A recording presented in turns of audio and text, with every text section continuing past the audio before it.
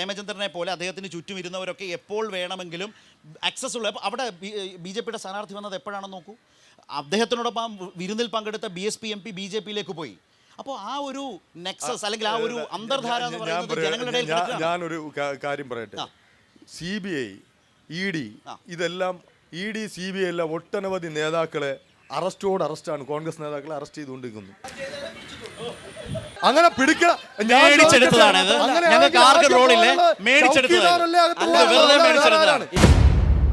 പടക്കളത്തിലേക്ക് എല്ലാ പ്രേക്ഷകർക്കും സ്വാഗതം. 20 ലോക്സഭാ മണ്ഡലങ്ങളിലൂടെ സഞ്ചരിച്ച് ലോക്സഭാ തെരഞ്ഞെടുപ്പിൻ്റെ രാഷ്ട്രീയ ആവേശമാണ് പടക്കളം പ്രേക്ഷകർക്ക് മുൻപിലേക്ക് എത്തിച്ചുകൊണ്ടിരിക്കുന്നത്. അതിൻ്റെ തുടർച്ചയിലാണ് യുവജനങ്ങളും ഈ രാഷ്ട്രീയവും യുവജനങ്ങളും ഈ തെരഞ്ഞെടുപ്പ് രാഷ്ട്രീയവും എന്നുള്ള വിഷയത്തിലുള്ള പടക്കളം അതിൻ്റെ രണ്ടാം ഭാഗത്തിലേക്ക് കടക്കുകയാണ്. മോദി സർക്കാർ ഏറ്റവും അധികം വിമർശിക്കപ്പെടുന്ന നിരവധി സാഹചര്യങ്ങളിലാണ് ഈ ലോക്സഭാ തെരഞ്ഞെടുപ്പ് വരുന്നത്, വിശേഷിച്ച് കേരളത്തിൽ. ആ വിമർശന മുനയിൽ കേന്ദ്ര സർക്കാർ നിൽക്കുമ്പോൾ കേരളത്തിൻ്റെ പൊതുബോധം എവിടെയാണ്, ആർക്കൊപ്പമാണ് നിൽക്കുന്നത് എന്നതിലേക്കാണ് കൂടുതലായി പോകുന്നത്. ഇടതുപക്ഷവും അതുപോലെ തന്നെ വലതുപക്ഷവും UDFും LDFും ഒരുപോലെ തന്നെ അവരുടെ രാഷ്ട്രീയ നിലപാടുകൾ വിശദീകരിക്കുന്നു. BJP പ്രതിനിധി അവരുടെ നിലപാടുകൾ വിശദീകരിച്ചുകൊണ്ട് വാദങ്ങൾ മുന്നോട്ട് വെക്കുന്ന നിലയിലാണ് നമ്മൾ ഇന്നലെ കണ്ടത് പടക്കളം. ആ പടക്കളത്തിൻ്റെ രണ്ടാം ഭാഗത്തിലേക്ക് യുവജനങ്ങളും ലോക്സഭാ തെരഞ്ഞെടുപ്പും ഇലക്ട്രൽ ബോണ്ട് അഴിമതി. ഇലക്ട്രൽ ബോണ്ട് BJP ഓഫീസിൽ മെസ്സേജ് വരുമോ? 12 വർഷം മുഖ്യമന്ത്രിയായിട്ടും പറയാനുള്ള പറഞ്ഞു തീർന്നോട്ടെ എന്നിട്ട് പറയാം. 12 വർഷം മുഖ്യമന്ത്രിയായിട്ടും ആ സമയത്തെല്ലാം ബഹുഭൂരിപക്ഷം സമയം UPA സർക്കാരല്ലേ ഇന്ത്യ ഭരിച്ചിരുന്നത്.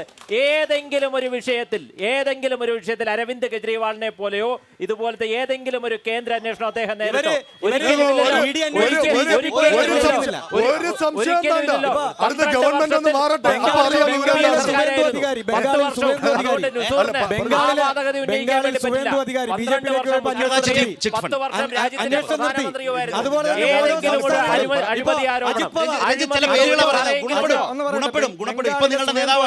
അന്വേഷണം നേരിട്ടു. അവസാനം BJP പോയപ്പോ അന്വേഷണം മാറ്റിവെച്ചു. ഇവിടെ അജിത് പവാർ NCPയുടെ മഹാരാഷ്ട്രയിൽ ഇപ്പൊ BJP ആയിട്ട് കോർന്നപ്പോ അവിടെ അന്വേഷണം മാറ്റിവെച്ചു. അങ്ങനെ രാജ്യത്ത് പ്രതിപക്ഷ പാർട്ടിയുടെ MP-മാരെയും മന്ത്രിമാരെയും മുഖ്യമന്ത്രിമാരെയും തെരഞ്ഞുപിടിച്ച് ഇപ്പൊ എന്താ ഇവര് ഒരു കാര്യം ഇപ്പൊ ഇവർ അരവിന്ദ് കെജ്രിവാളിനെ അറസ്റ്റ് ചെയ്യാനുള്ള കാരണം എന്താ? ഇലക്ട്രൽ ബോണ്ടിന്റെ കണക്ക് പുറത്തു വന്നു. ഇലക്ട്രൽ ബോണ്ടിന്റെ കണക്ക് പുറത്തു വന്നപ്പോ 6,060 കോടി രൂപയാണ് ആദ്യം BJP അക്കൗണ്ടിൽ വന്നിട്ടുള്ളത്. അതുപോലെ അത് കൊടുത്തവരൊക്കെ എല്ലാവരും കൊടുത്തു. ഈ രാജ്യത്തെ മുഴുവൻ കോർപ്പറേറ്റ് മുതലാളിമാരെ ED ചോദ്യം ചെയ്തവരെല്ലാം കാശ് കൊടുത്തിരിക്കുകയാണ്. അതിന്റെ പുക പറയാൻ വേണ്ടി അരവിന്ദ് കെജ്രിവാളിനെ കൊടുത്തു. ഇത് കേട്ടോ, ആളുള്ള പാർട്ടിക്ക് കാശ് കിട്ടും, അധികാരമുള്ള പാർട്ടിക്ക് കാശ് കിട്ടും. BJP പ്രവർത്തകർ വിശ്വസിക്കുന്നത് എങ്ങനെയാണ്? അഴിമതിയെ ന്യായീകരിക്കുകയാണ്. 6,060 കോടി രൂപ ആദ്യം കിട്ടി. 1,421 കോടി രൂപ കിട്ടി. ആളും അധികാരവും ഉള്ളത് കൊണ്ട് മാത്രം കോടികൾ പറയാനുള്ള തന്റെ ഇടമുണ്ടോ? അഴിമതി ഇല്ല എങ്കിൽ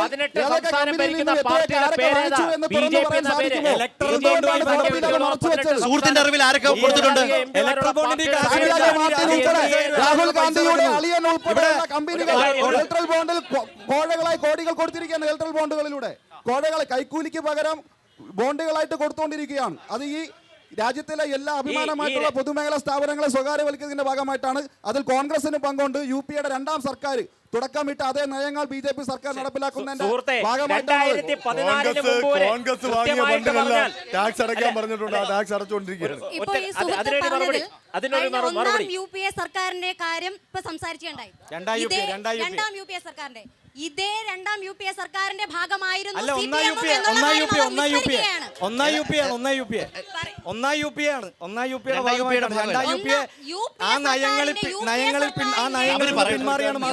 സർക്കാരിന്റെ സഹായമില്ലാതെ കേരളത്തിൽ മാത്രം ഒതുങ്ങിക്കൂടുന്ന ഒരു പാർട്ടിക്ക് ഇന്ത്യൻ രാജ്യം ഭരിക്കാനുള്ള അവകാശം കിട്ടുകയില്ല, ഒരിക്കലും കിട്ടുകയില്ല.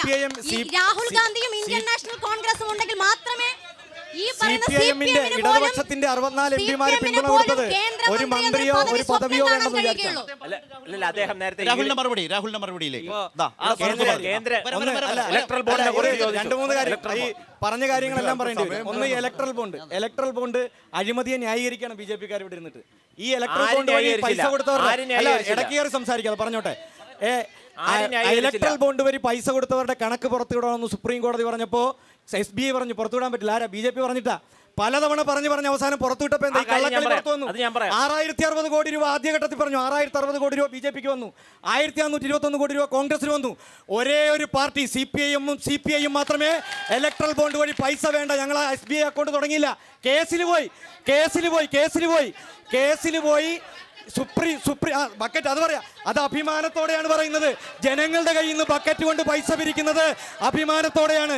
ജനങ്ങളുടെ കയ്യിൽ നിന്ന് പൈസ പിരിച്ച് ജനങ്ങളോട് പ്രതിബദ്ധതയുള്ള പാർട്ടിയാണ് CPM ഉം CPI ഉം ഇടതുപക്ഷ പ്രസ്ഥാനം. ഇവര് കോർപ്പറേറ്റുകളുടെ നിന്ന് കാശ് മേടിക്കുക. EDയുടെ അന്വേഷണം നേരിടുന്ന ബക്കറ്റിൽ സാധാരണക്കാരന്റെ പണം വീഴും. 10 കള്ളന്റെയും കൊള്ളക്കാരന്റെയും 50 കോർപ്പറേറ്റിന്റെയും അവിടെ പണം വീഴുന്ന കോർപ്പറേറ്റുകളുടെ ഇലക്ട്രൽ ബോണ്ട് വഴി വരുന്നത് അവിടെ വീഴുന്ന രാജ്യത്തെ കോർപ്പറേറ്റുകളുടെ തെറ്റാണ് എന്ന് പറയുന്നത് പൈസയാണ്. സുപ്രീം കോടതിയാണ്. ഭരണഘടനാ ED ബെഞ്ചാണ്. ചോദ്യം ചെയ്ത ജസ്റ്റിസ് DY ചന്ദ്രചൂഡാണ്. രണ്ടും രണ്ടാണ്. ഉപയോഗിച്ചാണ് ഇവർ പൈസ മുഴുവൻ പിരിക്കുന്നത്. അല്ല, ആരെയാ പഠിപ്പിക്കുന്നത്? ED ചോദ്യം ചെയ്ത കമ്പനികൾ കൃത്യമായ ലിസ്റ്റ് പത്രമാധ്യമങ്ങളിലൂടെ ED ചോദ്യം ചെയ്ത കമ്പനികൾ കൃത്യമായ ലിസ്റ്റ് പത്രമാധ്യമങ്ങളിലൂടെ വന്നുകൊണ്ടിരിക്കുക. പറയട്ടെ. കരിമണ്ണിൽ നിങ്ങൾ മറുപടി പറയേണ്ടി വരും. CMRL ആരാ കൊടുത്ത്? IRE ആരാ? കേന്ദ്ര സർക്കാരിന്റെയാണ് പൊതുമേഖലാ സ്ഥാപനം. അപ്പൊ ഇലക്ട്രൽ ബോണ്ടുമായിട്ട് ബന്ധപ്പെട്ട് ഇലക്ട്രൽ ബോണ്ട് ഒറ്റ കാര്യം CPM-ന്റെ തമിഴ്നാട്ടിലെ ഘടകകക്ഷി ആരാ? CPM ആണ് കേസിൽ പോയതെന്ന്. CPM ആണ് ഇലക്ട്രൽ ബോണ്ടിനെതിരായി കേസിൽ പോയി. ആ കേസ് നടപ്പിലാക്കിയപ്പോ വിജയിപ്പിച്ച CPM ആണ്. CPM ആണ് പറഞ്ഞത് ഈ പൈസ ഞങ്ങൾക്ക് വേണ്ട, ഇതിനെതിരെ ഇത് അഴിമതിയാണെന്ന് ആദ്യം മുതലേ പറഞ്ഞ CPM ആണ്. സാന്റിയാഗോ മാർട്ടിന്റെ പണം BJPക്ക് കിട്ടിയില്ലേ? സാന്റിയാഗോ മാർട്ടിന്റെ പണം BJPക്ക് കിട്ടിയോ?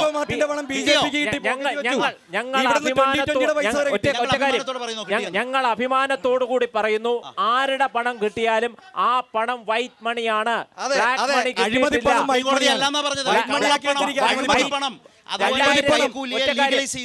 സുപ്രീം കോടതി എല്ലാ ചോദ്യത്തിനും 2014 വരെ കൃത്യമായിട്ട് പറഞ്ഞാൽ 2017 മുമ്പ് രാഷ്ട്രീയ പാർട്ടികൾക്ക് ആർക്ക് വേണോ എത്ര രൂപ വേണോ സംഭാവന കൊടുക്കാം. അതായിരുന്നല്ലോ രാജ്യത്ത് ഉള്ള സ്ഥിതി. പക്ഷേ അതിനുശേഷം 2017 ശേഷം കൃത്യമായിട്ട് രാഷ്ട്രീയ പാർട്ടികൾക്ക് പണം കൊടുക്കണമെങ്കിൽ അത് വൈറ്റ് മണി മാത്രമേ കൊടുക്കാൻ വേണ്ടി പറ്റുകയുള്ളൂ. ബ്ലാക്ക് മണി ആർക്കും കൊടുക്കാൻ വേണ്ടി പറ്റില്ല. രാഷ്ട്രീയ പാർട്ടികൾക്ക് പണം കൊടുക്കണമെങ്കിൽ പോലും അത് ടാക്സബിൾ ഇൻകം ആയിരിക്കണം. അത് കൊണ്ടുവന്ന പാർട്ടിയുടെ പേര് ഈ രാജ്യത്ത് ഇത്രയധികം സുതാര്യത കൊണ്ടുവന്ന പാർട്ടിയുടെ പേര്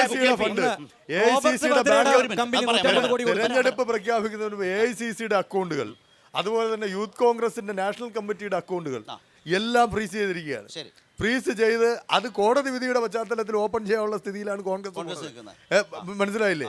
പക്ഷെ BJPക്ക് ഇതൊന്നും ബാധകമല്ല. എത്ര കോടിക്കണക്കിന് രൂപ ഇപ്പോ കോടികൾ വിട്ട് അമ്മാനമാടിക്കൊണ്ടിരിക്കുകയാണ്. അത് തിരുവനന്തപുരത്ത് വരുമ്പോ BJP പോലും അറിയില്ല.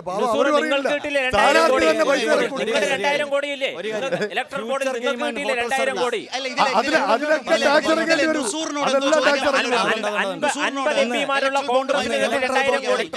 പൈസ കൊടുത്ത കണക്ക് പത്രമാധ്യമങ്ങളിൽ 1368 കോടി രൂപ സാന്റിയാഗോ മാർട്ടിൻ കൊടുത്താണ്. 1368 കോടി രൂപ സാന്റിയാഗോ മാർട്ടിൻ. മേഘ ആന്റണി 966. അല്ലെന്ന് പറഞ്ഞോട്ടെ. ഹുസൂർ മറുപടി പറയേണ്ട ഒരു കാര്യം. പ്രിയങ്ക ഗാന്ധിയുടെ ഭർത്താവ് റോബർട്ട് വദ്ര ഉടമസ്ഥനായിട്ടുള്ള ആ ഷെയറുള്ള കമ്പനി DLF 170 കോടി രൂപ BJPക്ക് കൊടുത്തു. എന്തിനു വേണ്ടി കൊടുത്തു? അഴിമതി. അവിടെ അന്വേഷണം നേരിട്ടപ്പോ അത് പരിഹരിക്കാൻ വേണ്ടി 170 കോടി കൊടുത്തു. അന്വേഷണം നേരിട കമ്പനിയുടേതായിട്ടുള്ള തീരുമാനങ്ങളിൽ ഇത് പിന്നെ പണം കൊടുക്കും. കോൺഗ്രസുമായി കൂട്ടികൾ കോൺഗ്രസ് കൊടുത്ത പണമാണോ? ആ കമ്പനി കൊടുക്കുന്ന പണത്തിന് ആ ഇലക്ട്രൽ ബോണ്ടിൽ കൊടുത്ത 170 കോടിയുടെ ഗുണഭോക്താവ്. അങ്ങനെയാണെങ്കിൽ ഞാൻ ഒരു കാര്യം ചോദിക്കട്ടെ. ലോജിസ്റ്റിക്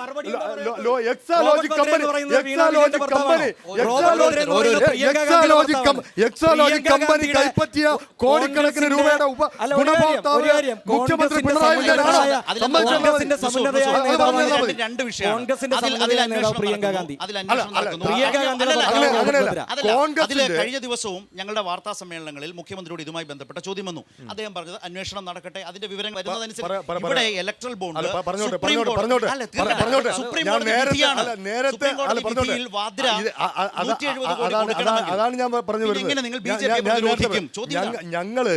ഞങ്ങളെ സംബന്ധിച്ചിടത്തോളം 1420 പറഞ്ഞോട്ടെ, ഞങ്ങളെ സംബന്ധിച്ചിടത്തോളം ഞങ്ങൾ BJP-യുടെ ഒരു കറുത്ത പുള്ളിയാണ്. ബി ടീമാണോ? BJP-യുടെ കറുത്ത പുള്ളിയാണ്. അവർ ഒരു അവർ നാണയത്തിന്റെ നോട്ടമിട്ടിരിക്കുന്ന ഇരുവശങ്ങളാണെന്ന് ഒരു പാർട്ടിയാണ്. അപ്പോഴാണ് ഈ electoral bond കൊടുത്ത് settle അല്ല, ചെയ്യുന്നത്. പറയട്ടെ, ആ ഒരു പാർട്ടിയാണ് കോൺഗ്രസ് എന്ന് പറയുന്നത്. ഇപ്പൊ correct ആയി. കോൺഗ്രസിനെ നോട്ടമിട്ടു, സംബന്ധിച്ചിടത്തോളം നോട്ടമിട്ടു, കുഴപ്പമാണെന്ന് അറിഞ്ഞു, 170 കോടി ഞാനതല്ലോ കൊടുത്ത് settle കോൺഗ്രസിനെ സംബന്ധിച്ചിടത്തോളം BJP-യുമായി വർഗീയ ശക്തികളുമായിട്ട് ഒരു തരത്തിൽ സന്ധി ചെയ്യാൻ ഞങ്ങൾ തയ്യാറല്ല.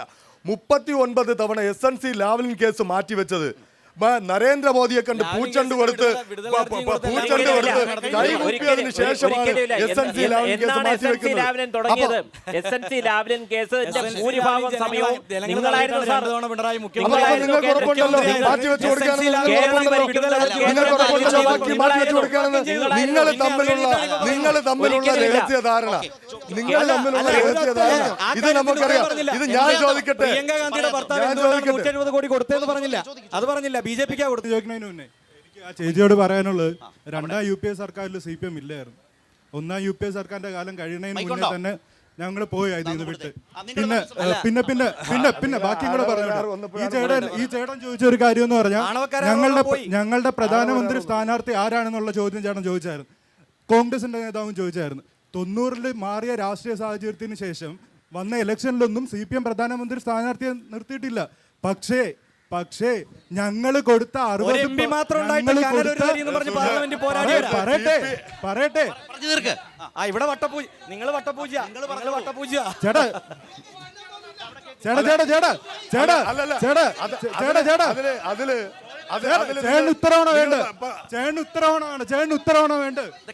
ഉത്തരവാണോ വേണ്ടത്? ഞങ്ങൾ 90-കൾക്ക് ശേഷം നടന്ന ഒരു ഇലക്ഷനിലും പ്രധാനമന്ത്രി സ്ഥാനാർത്ഥിയെ നിർത്തിയിട്ടില്ല.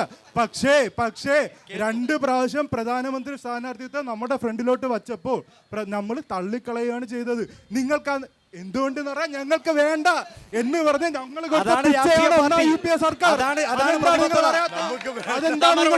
അതാണ് പ്രതിബദ്ധത. സുഹൃത്തിന്റെ വാദത്തെ ഖണ്ഡിച്ചിരിക്കുകയാണ്. അതൊരു വസ്തുതാപരമായി ശരിയുണ്ട്. രണ്ടാം UPA-യുടെ ഭാഗത്ത് ഇടതുപക്ഷ പാർട്ടികളില്ല. ഒന്നാമത്തെ UPA വരുമ്പോഴാണ്, സർക്കാർ വരുമ്പോഴാണ് കോമൺ മിനിമം പരിപാടി വരുന്നതും ആ സർക്കാരിൽ ഇവരെല്ലാം സഹകരിച്ചതും. രണ്ടാമത് ആ സർക്കാർ തെരഞ്ഞെടുപ്പിന് മുമ്പ് ഇടതുപക്ഷ പാർട്ടികൾ പിന്തുണ പിൻവലിച്ച് പുറത്തു പോന്നിരുന്നു. മനസ്സിലായില്ല? ഇതാണ് സാഹചര്യം. അതിൽ തെറ്റുണ്ടെന്നാണ് നേരത്തെ സൂചിപ്പിച്ചത്, അല്ലേ?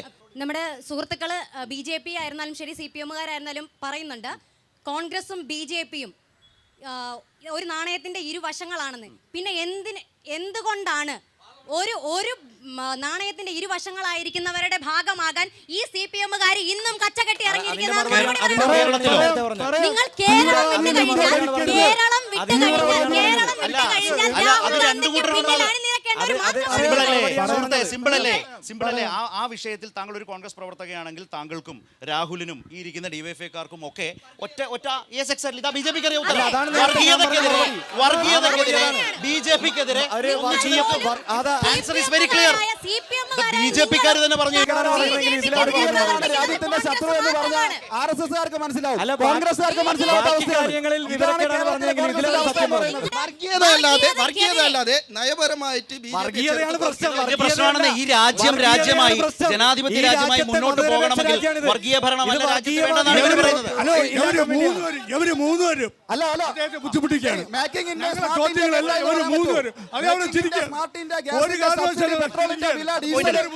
ഇതെല്ലാ വിഷയങ്ങൾ തന്നെയാണ്. മറുപടി ഉണ്ടാ പെട്രോളിന്റെ വില 60 രൂപയായിരുന്നു. പെട്രോളിന്റെ വില ഇപ്പൊ എത്രയാ? 108 രൂപയായി. ഇപ്പൊ പെട്രോളിന്റെ വില നിർണ്ണാധികാരം 60 രൂപ പെട്രോളിന് 50 രൂപ കൂട്ടി, എന്നിട്ട് 2 രൂപ കുറയ്ക്കും. ഒരൊറ്റ ചോദ്യം. 15 കൊല്ലമായി ഇവിടുത്തെ MP-യാണ് ശശി തരൂർ. ഇവര് ഹൈക്കോടതി ബെഞ്ചിന് വേണ്ടി ഇവിടെ സമരം നടത്തി. നിരാഹാര സത്യാഗ്രഹം കിടന്നു. വളരെ കടന്നപ്പോൾ ശശി തരൂർ ജയിച്ചു എന്ന് പറഞ്ഞു, നിങ്ങൾ നിർത്തി, ഞാൻ കൊണ്ടുവരും. നാരങ്ങ വെള്ളം കൊടുത്ത് നിർത്തിപ്പിച്ച.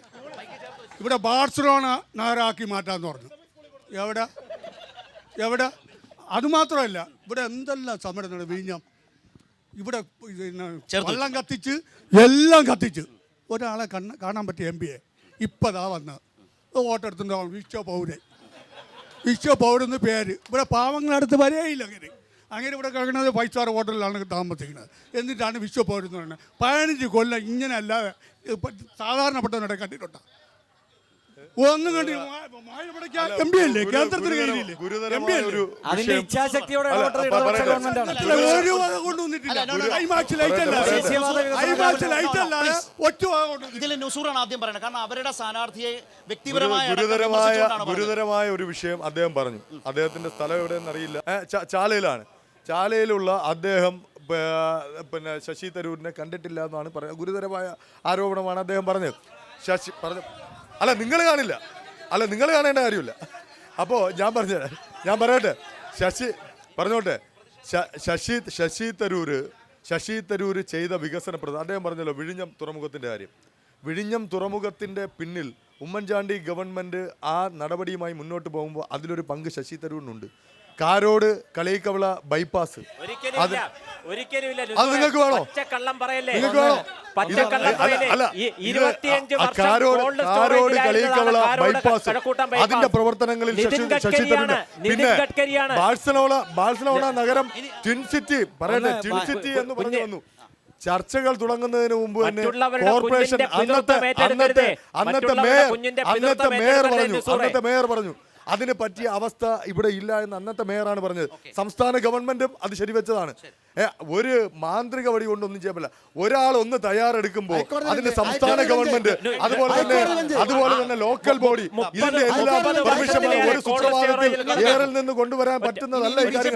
പിന്നെ ശശി തരൂരിനെ കാണുന്നില്ല എന്ന് പറയുന്നത് അദ്ദേഹം പിന്നെ എന്തുകൊണ്ടാണ് കാണില്ല എന്ന് പറയുന്നത് എനിക്കറിയില്ല. ഇവിടെ ഈ തിരുവനന്തപുരത്തുള്ള ആളുകളുടെ ഭാഗത്ത് നിന്ന് അങ്ങനെ ഒരു പരാതി ഇതുവരെ ഉയർന്നു വന്നിട്ടില്ല. 27 വർഷത്തോളം കോൾഡ് സ്റ്റോറേജിൽ കിടന്നതാണ് കഴക്കൂട്ടം കാരോട് ബൈപ്പാസ്. അതുപോലെ 25 വർഷത്തിലേറെ കോൾഡ് സ്റ്റോറേജിൽ കിടന്നതാണ് കൊല്ലം ബൈപ്പാസ്. അതുപോലെ 30 വർഷത്തിലേറെ കോൾഡ് സ്റ്റോറേജിൽ കിടന്നതാണ് നമ്മുടെ ആലപ്പുഴ ബൈപ്പാസ്. ഏറ്റവും അവസാനമായിട്ട് തലശ്ശേരി ബൈപ്പാസ്, അതും എത്ര കാലമാണ് കോൾഡ് സ്റ്റോറേജിൽ കിടന്നത്? രണ്ടാം UPA സർക്കാരിന്റെ കാലത്ത് 7 കേന്ദ്രമന്ത്രിമാരുണ്ടായിരുന്നില്ലേ? 7 കേന്ദ്രമന്ത്രിമാരുണ്ടായിട്ടും സ്ഥലം അക്വയർ ചെയ്യുന്ന ഒരു വലിയ കടമ്പയുണ്ട്. സ്ഥലം അക്വയർ ഒരു സുപ്രഭാതത്തിൽ കൊണ്ടുവരാൻ പറ്റുന്നതല്ല രാജ്യം. ഒരു സുപ്രഭാതത്തിൽ കൊണ്ടുവരാൻ വികസനവുമായി ബന്ധപ്പെട്ട ദേശീയപാത വികസനവുമായി ബന്ധപ്പെട്ട ഗൗരവമുള്ള ഒരു വിഷയത്തിലേക്ക് നിങ്ങൾ എത്തിയിരിക്കുകയാണ്. നിങ്ങൾ രണ്ടുപേരും അഭിപ്രായം പറഞ്ഞു. മോനെ തരാം ഒരു സെക്കൻഡ്. അവിടെ രാഹുൽ ഇങ്ങനെ ഗോൾ അടിക്കാൻ തയ്യാറായിട്ട് ഇങ്ങനെ വെമ്പൽ കൊണ്ട് നിൽക്കുകയാണ്. നിങ്ങളുടെ വാദം കൂടി.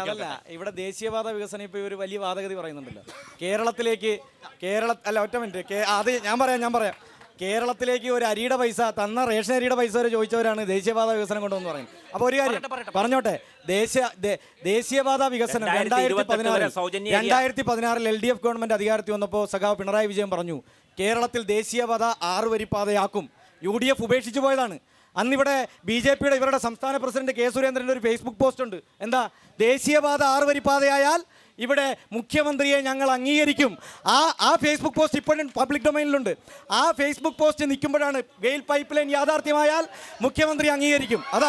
അപ്പോൾ ഒരു കാര്യം അപ്പോൾ പറഞ്ഞോട്ടെ, ദേശീയപാത വികസനം ഈ കഴിഞ്ഞ തവണ UDF ആണെങ്കിലും അതുപോലെ തന്നെ BJP ആണെങ്കിലും ആരിരുന്നിട്ട് BJPക്ക് ഒരു ഈ വയൽക്കിളി സമരം വരെ നടത്തി ദേശീയപാത മുടക്കാൻ നോക്കിയവരാ ഇവർ. മണ്ണ് കൊണ്ടുവന്നു, നന്ദിഗ്രാമിൽ നിന്ന് മണ്ണും കൊണ്ടുവന്ന് ഇവിടുത്തെ BJP നേതാക്കന്മാർ V. മുരളീധരനും അതുപോലെ PK കൃഷ്ണദാസും MD രമേശും എല്ലാവരും കൂടെ പോയി വയൽക്കിളി സമരത്തിൽ. എന്നിട്ട് അതിനെയെല്ലാം മാറ്റിയിട്ടാണ് ഈ ദേശീയപാത വികസനം യാഥാർത്ഥ്യമായത്. ഇവിടെ അല്ല ഒന്ന് 5000 പറഞ്ഞോട്ടെ, സ്ഥലമേറ്റെടുപ്പ് സ്ഥലമേറ്റെടുപ്പ് നടക്കില്ലെന്ന് പറഞ്ഞില്ല. അതാണല്ലോ സുരേന്ദ്രൻ പോസ്റ്റ് ഇട്ടത്. സ്ഥലമേറ്റെടുപ്പ് നടക്കില്ലെന്ന് പറഞ്ഞു. സ്ഥലമേറ്റെടുപ്പ് നടത്തി. സ്ഥലമേറ്റെടുപ്പിന് വേണ്ടി കേന്ദ്ര ഗവൺമെന്റ് പറഞ്ഞു സംസ്ഥാന ഗവൺമെന്റ് പണം നീക്കിവെക്കാതെ ഹൈവേയുടെ വികസനം നടക്കില്ല. സർക്കാർ പറഞ്ഞു സ്ഥലമേറ്റെടുപ്പിനുള്ള പൈസ LDF ഗവൺമെന്റ് മാറ്റിവെക്കുമെന്ന് സഖാവ് പിണറായി വിജയനാണ് പറഞ്ഞത്. അങ്ങനെ 5800 കോടി രൂപ മാറ്റിവെച്ചിട്ടാണ് ഈ സ്ഥലമേറ്റെടുപ്പ് നടന്നത്. പിന്നെ ഇവിടെ ബൈപ്പാസിന്റെ കാര്യം പറഞ്ഞല്ലോ. ഇപ്പം ഞാൻ ആലപ്പുഴ ബൈപ്പാസിൻ്റെ വലിയ ഇപ്പം 30 വർഷത്തേക്ക് പറഞ്ഞു. അതിൽ 199 കോടി രൂപ LDF ഗവൺമെൻറ്റിൻ്റെയാണ്. LDF ഗവൺമെൻറ് KC വേണുഗോപാലിന് അവിടെ പറയാൻ പറ്റില്ല. എന്താ കാര്യം? KC വേണുഗോപാൽ ഇരിക്കുമ്പോൾ തുരുമ്പ് വെച്ചൊരു ബോർഡ് മാത്രമേ കോടി രൂപയുടെ ബൈപ്പാസിലാണോ 199 കോടി? ബൈപ്പാസ് പറയട്ടെ. ഞാൻ ആലപ്പുഴ ബൈപ്പാസിന്റെ കാര്യം പറഞ്ഞു. ആലപ്പുഴ ബൈപ്പാസിന്റെ അടങ്കൽ തുക 348 കോടി രൂപയാ. 348 കോടി രൂപയാ. 348 കോടി രൂപ ബൈപ്പാസ് നിർമ്മാണം പൂർത്തീകരിക്കണമെങ്കിൽ പകുതി പൈസ സംസ്ഥാനം തരാതെ, പകുതി പൈസ സംസ്ഥാന ഗവൺമെന്റ് തരാതെ ബൈപ്പാസ് നിർമ്മാണം നടത്തില്ലെന്ന് BJP പറഞ്ഞത്. അങ്ങനെയാണ് ഗവൺമെന്റ് പറഞ്ഞത്. പകുതി പൈസ 174 കോടി രൂപ സംസ്ഥാന ഗവൺമെന്റ് മാറ്റിവെച്ചു. അത് കൂടാതെ 25 കോടി എക്സ്ട്രാ കൂടെ വെച്ചു. അത് എല്ലാ ബൈപ്പാസിലും വെച്ചു. ഈ ലൈറ്റിംഗ്, സിഗ്നൽ സംവിധാനത്തിലെല്ലാം കേരളത്തിലെ മുഴുവൻ ബൈപ്പാസിലും 25 കോടി രൂപ എക്സ്ട്രാ വെച്ചു. അങ്ങനെ 199 കോടി രൂപ വെച്ചു. അതിനാണ് ഇവര് ഒരൊറ്റ ചോദ്യം. ഞാൻ ഒരു നെയ്യാറ്റിങ്കര സ്വദേശിയാണ്. ഞങ്ങൾ കരമന കളിക്കുള്ള ദേശീയപാത കുറെ കാലം കൊണ്ട് ഇങ്ങനെ കഷ്ടത്ത് വെച്ചുകൊണ്ട് കിടക്കണല്ലോ. ഇവിടെ കാസർഗോഡ് മുതൽ തിരുവനന്തപുരം വരെ ഈ ദേശീയപാത വികസനം വരുന്നത് പിണറായി ഗവൺമെന്റ് സ്ഥലമേറ്റെടുപ്പിന് പൈസ കൊടുത്തതുകൊണ്ടാണ്. സ്ഥലമേറ്റെടുക്കാൻ ഇച്ഛാശക്തി നടത്തിക്കൊണ്ടാണ്. ഈ വയൽക്കിളി സമരവും മറ്റു കാര്യങ്ങളും എല്ലാം വന്നപ്പോ അതിനെതിരെ നിന്നതുകൊണ്ടാണ്. അല്ലെങ്കിൽ ഇപ്പൊ വിഴിഞ്ഞ സമരം വന്നപ്പോ ഇവർ പറഞ്ഞല്ലോ അതിന്റെ പ്രതിർത്ത് ഏറ്റെടുക്കാൻ ഇവരുണ്ട്. ആ സമരത്തിന് മുമ്പിൽ മുട്ടുമടക്കാതെ നിന്നത് ഇവിടുത്തെ LDF ഗവൺമെന്റ് അല്ല. ഇതിലെ ആ വനിതാ സുഹൃത്ത് ഒരു നിമിഷം, വനിതാ സുഹൃത്ത് CPIM അടക്കം BJP അധികാരത്തിൽ നിന്ന് പുറത്തിറക്കിയ ഒരു സർക്കാർ രൂപീകരിക്കണമെങ്കിൽ നിങ്ങൾ രാഹുൽ ഗാന്ധി ആശ്രയിക്കേണ്ടി വരുന്ന പാർട്ടിയാണ്. ഏതാണ്ട് അങ്ങനല്ലേ പറഞ്ഞു വെച്ച് അന്ന് രാഷ്ട്രീയ വിമർശനവും. UPA ഗവൺമെന്റ് കാലത്ത് 64 MPമാരുണ്ടായിട്ടും ഒരു മന്ത്രി പോലും, ഒരു മന്ത്രിസ്ഥാനം പോലും വേണ്ട, പ്രധാനമന്ത്രിയാകാന്ന് പറഞ്ഞിട്ട് പോലും ഒരു മന്ത്രിസ്ഥാനം പോലും വേണ്ട എന്ന് പറഞ്ഞ് ഇവിടെ അധികാരത്തിൽ പിടിച്ചു നിർത്തിയവരാണ് LDF, ഇവിടുത്തെ ഇടതുപക്ഷം. ഒരു മിനിറ്റ്, നേരത്തെ കോൺഗ്രസിൻ്റെ പ്രവർത്തകർ പറയുകയുണ്ടായി, നിങ്ങളെല്ലാം കോൺഗ്രസിനെ പറ്റി പറഞ്ഞുകൊണ്ട് എന്തിനാണ് ഇന്ത്യ മുന്നണിക്കകത്ത് കോൺഗ്രസിനൊപ്പം കമ്മ്യൂണിസ്റ്റുകാർ നിൽക്കുന്നുണ്ട്. നിങ്ങൾ പകൽ കോൺഗ്രസിൻ്റെ കൊടിയും പിടിച്ച് രാത്രി BJPയുടെ ഫ്ലെക്സ് അടിക്കാൻ പോകുന്നത് കൊണ്ടാണ് നിങ്ങൾക്ക് അങ്ങനെ തോന്നുന്നത്. നമ്മളൊരു കനൽ തരിയാണെന്ന് പറയുന്നുണ്ട്. അതിൽ കനൽ തരി ആയതുകൊണ്ട് നമുക്ക് കൃത്യമായിട്ടുള്ള നിലപാടുണ്ട്. അതുകൊണ്ട് തന്നെയാണ് നമ്മളൊരു കനൽ തരിയായിരിക്കും. നിലപാടിൽ 1 ഇഞ്ച് പിറകോട്ടില്ലാതെയാണ് ഞങ്ങൾ നിൽക്കുന്നത്. അതുപോലെ തന്നെ അടുത്തത് പറയാനായിട്ടുള്ളത് BJPയുടെ പ്രതിനിധിയോടാണ്. ആ കനൽത്തെരിയും ഉടനെ അണയും. സമാധാനത്തോടെ പറഞ്ഞോട്ടെ. അടുത്ത ചോദ്യം BJPയുടെ പ്രതിനിധികൾ ഫ്രണ്ടിൽ BJPയുടെ പ്രതിനിധികൾ ഫ്രണ്ടിലിരുന്ന് തുടക്കം മുതലേ വിവരക്കേട പറയുന്നു. പക്ഷെ ആ കാര്യത്തിൽ അവർ നല്ല കാര്യം പറഞ്ഞു. അവർ പറഞ്ഞു വർഗീയതയെ തോപ്പിക്കാനാണ് CPM രാജ്യത്ത് എല്ലാവരുമായി ഒത്തുചേരുന്നതെന്ന് പറഞ്ഞു. ആ ബോധം പോലും കോൺഗ്രസിന്റെ പ്രതിനിധികൾക്കില്ല. അതാണ് ഇവിടുത്തെ പ്രശ്നം.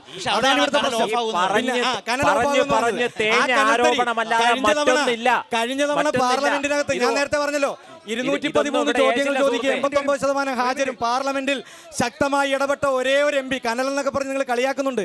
ആ കനൽത്തരി മാത്രമാണ് നേരത്തെ പറഞ്ഞ NIA വോട്ട് ചെയ്തത്.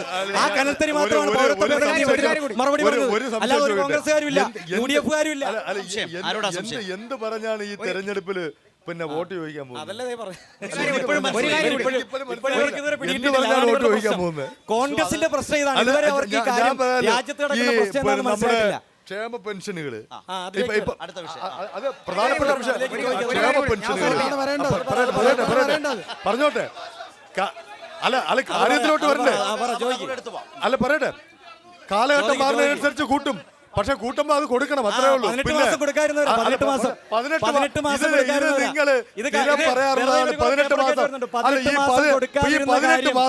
ഇവർ സ്ഥിരം പറഞ്ഞുകൊണ്ടിരിക്കുകയാണ്. 18 മാസം ഉമ്മൻചാണ്ടി ഗവൺമെന്റ് ക്ഷേമ പെൻഷൻ മുടക്കി. ഒന്ന് കാണിച്ചു തരാമോ? ഞാൻ പറയാം. പെൻഷൻ, ക്ഷേമ പെൻഷൻ ഉമ്മൻചാണ്ടി ഭരണത്തിൽ സംയമനം പാലിച്ച് പറഞ്ഞാൽ മതിയല്ലോ. ഉമ്മൻചാണ്ടി ചോദിക്കട്ടെ, അതുകൂടെ ചേർത്ത് പറയാലോ. ഉമ്മൻചാണ്ടി ഗവൺമെന്റ് UDF ഗവൺമെന്റ് ഭരിക്കുമ്പോൾ 34 ലക്ഷം പേർക്ക് 600 രൂപയായിരുന്നു പെൻഷൻ. 600 രൂപ 18 മാസം കുടിശ്ശികയായിരുന്നു. ഇവർ എത്ര തർക്കിച്ചാലും അതിന്റെ രേഖകളെല്ലാം കൃത്യമായിട്ടുണ്ട്. 18 മാസം കുടിശ്ശികയായിരുന്നു. കാണിക്കേണ്ട കാര്യമില്ല. നിയമസഭാ രേഖ ഉൾപ്പെടെ നിങ്ങൾ നിയമസഭാ രേഖ ഉൾപ്പെടെ നിങ്ങൾ എന്തിനാണ് 18 മാസം കുടിശ്ശിക നാണയില്ലേ? ഈ കോൺഗ്രസ്സുകാർ കുളിപ്പില്ല ഈ പറയാൻ. ജനങ്ങൾക്കെല്ലാം അറിയാം. ഞാൻ പറയുന്ന UDFന്റെ പ്രതിനിധികളെല്ലാം ഇങ്ങനെ വാദോരാതെ പറയാണ്. ഇവർക്ക് ഒരു നാണോമാനോ ഇല്ല. ജനങ്ങൾ ഇതെല്ലാം മറന്നുപോയിട്ടില്ല. LDF ഗവൺമെന്റ് അധികാരത്തിൽ വന്നു. സഖാവ് പിണറായി വിജയൻ പറഞ്ഞു LDF അധികാരത്തിൽ വന്നാൽ പ്രകടന പത്രിക പറഞ്ഞതാണ് 18 മാസം കുടിശ്ശികയായിരുന്നു. മാത്രമല്ല LDF അധികാരത്തിൽ വന്നാൽ പെൻഷൻ 1000 രൂപയാക്കി എല്ലാവരുടെയും കയ്യിലേക്ക് കൊടുക്കും. 18 മാസത്തെ കുടിശ്ശിക ഉൾപ്പെടെ കൊടുത്തു. ഓരോ വർഷവും 100 രൂപ വീതം വർദ്ധിപ്പിക്കും. അങ്ങനെ 1600 രൂപയാക്കി. അല്ല, പറയട്ടെ. അത് സ്ഥിരം പറയുന്ന ഒരു സാധനം. എന്നാൽ ഇവർക്ക് ആർക്കും ഗവൺമെന്റിന് പോലും ഈ 18 മാസം കുടിശ്ശിക എന്നുള്ളത് കാണിക്കാൻ പറ്റിയിട്ടില്ല. കോൺഗ്രസിന്റെ ഇരട്ടത്താപ്പ് പൊളിക്കാം. ഒരുപാട് വാർത്ത ചെയ്ത് നമ്മൾ കോൺഗ്രസിന്റെ ഇരട്ടത്താപ്പ് നമുക്ക് പൊളിക്കാം. 2016 മെയ് മാസത്തിലാണ് പുതിയ സർക്കാർ, ഉമ്മൻചാണ്ടി സർക്കാർ പോയി പിണറായി സർക്കാർ അധികാരത്തിൽ വരുന്നത്. ആ മെയ് മാസത്തിന് ശേഷം സെപ്റ്റംബറോടെ കേരളത്തിൽ ഓണം വരുന്ന സമയത്ത് ധനകാര്യ വകുപ്പ് ഒരു ഉത്തരവിറക്കി. പരമാവധി 15,000 രൂപ വരെ ഒരാൾക്ക് ക്ഷേമ പെൻഷൻ ഇനത്തിൽ ആളുകളുടെ കയ്യിൽ, ഒരാളുടെ കയ്യിലാണ് 15,000 എന്ന് പറഞ്ഞാൽ മെയ് മാസത്തിലെത്തിയ ഒരു സർക്കാരിന് ഏതായാലും ഈ പറഞ്ഞ 600 രൂപ വെച്ച് കൊടുക്കാൻ, അല്ലെങ്കിൽ 700, ഉടനടി നിങ്ങൾ കൂട്ടിയത് എത്രയാണ്? 1000. അത് കൊടുത്താൽ പോലും 15,000 വേണ്ട എന്ന് വെച്ചാൽ കുടിശ്ശിക കൂടി ചേർത്ത് ഒരാൾക്ക് 15,000 രൂപ വരെ കിട്ടാവുന്ന വിധത്തിൽ ക്ഷേമ പെൻഷനിൽ ഉത്തരവിറക്കി. അങ്ങനെ കുടിശ്ശിക കൊടുത്തൊരു യാഥാർത്ഥ്യമുണ്ട്, രേഖകളുണ്ട്. നമ്മൾ ഒരുപാട്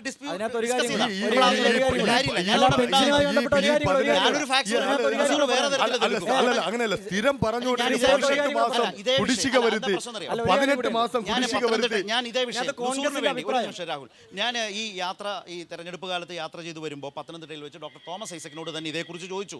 UDF-കാർ പറയുന്നുണ്ടല്ലോ ഈ പറയുന്ന കുടിശ്ശികയൊന്നുമില്ല എന്ന് പറഞ്ഞപ്പോൾ അദ്ദേഹം പറഞ്ഞു, ആ ഉത്തരവ്, ഒരു ഐസക്കിൻ്റെ ഒരു ഉത്തരവ് ചൂണ്ടിക്കാട്ടിയാണ് ഈ സംസാരിക്കുന്നത്. ആ ഉത്തരവ് ആ സർക്കാർ തന്നെ തിരുത്തി, അതിലുണ്ടായിരുന്ന വ്യക്തത വരുത്തി, കണക്കടക്കം അവതരിപ്പിച്ച് വ്യക്തത വരുന്നത് പിന്നീട് ഡോക്ടർ MK മുനീർ അടക്കമുള്ളവർ അത് എൻഡോഴ്സ് ചെയ്ത് സഭയിൽ തന്നെ സംസാരിച്ചിട്ടുണ്ട് എന്ന നിലയിലുണ്ട്. അതിൽ ഡിസ്പ്യൂട്ടിൽ പോയിട്ട് പ്രത്യേകിച്ച് കാര്യമില്ല എന്നാണ് എൻ്റെ അഭിപ്രായം. നിങ്ങൾക്ക് വേണമെങ്കിലാകാം.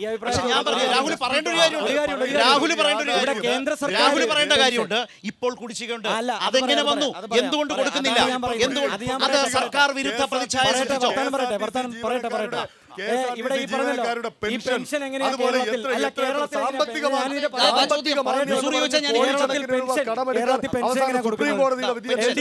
കൊടുക്കുന്ന പെൻഷൻ 64 ലക്ഷം പേർക്ക് 1,600 രൂപ വെച്ചിട്ടാണ്. 900 കോടി രൂപയാണ് മാസം വേണ്ടത്, ഒരു മാസം പെൻഷൻ കൊടുക്കാൻ. കേരളത്തിൽ ഈ ഗവൺമെന്റ് ബഡ്ജറ്റിന്റെ ഭാഗമായിട്ടല്ല, പെൻഷൻ കമ്പനി രൂപീകരിച്ചാണ് ഈ പൈസ. പറയട്ടെ പെൻഷൻ കമ്പനി മോഡി സർക്കാർ ഒന്നും കൊടുക്കുന്നില്ല. ഒരു കാര്യം പറഞ്ഞോട്ടെ, ഒരു കാര്യം കോൺഗ്രസിന്റെ പ്രതിനിധി അതിനകത്ത് അത് വ്യക്തമായി പറയുന്നില്ല. അതാണ് ഇവരുടെ ഇരട്ടത്താപ്പ്. പെൻഷൻ കമ്പനി ഈ 1,600 രൂപ വെച്ച് 900 കോടി എല്ലാ മാസവും എല്ലാവർക്കും കൊടുക്കണമെന്നുണ്ടെങ്കിൽ പെൻഷൻ കമ്പനിയിൽ നിന്ന് പണം എടുത്തിട്ടാണ് കൊടുത്തോണ്ടിരുന്നത്. അതാണ് BJP എന്ത് ചെയ്തു? അങ്ങനെ പെൻഷൻ കൊടുത്താൽ LDF ഗവൺമെന്റ് ഇവിടെ വീണ്ടും അധികാരത്തിൽ വരും, പിന്നെയും പ്രശ്നമാകും. ഇവർക്ക് പച്ചോടാൻ പറ്റുന്നില്ല. അവിടെയാണ് പെൻഷൻ കമ്പനി തടസ്സപ്പെടുത്തി. അതാണ് ഇതിന്റെ യാഥാർത്ഥ്യം. ആ യാഥാർത്ഥ്യം ഇവർ പറയുന്നില്ല. പെൻഷൻ കമ്പനി തടസ്സപ്പെടുത്തി. അപ്പൊ ഒരു കാര്യം പെൻഷൻ കമ്പനി മാത്രമല്ല, കിഫ്ബി തടസ്സപ്പെടുത്തി. അതെന്താ പറയാത്തത്? പെൻഷൻ കമ്പനി തടസ്സപ്പെടുത്തി, കേന്ദ്ര ഗവൺമെന്റ് പെൻഷൻ തടസ്സപ്പെടുത്തി. അതാണ് കോൺഗ്രസിന്റെ ഇരട്ടത്താപ്പ്.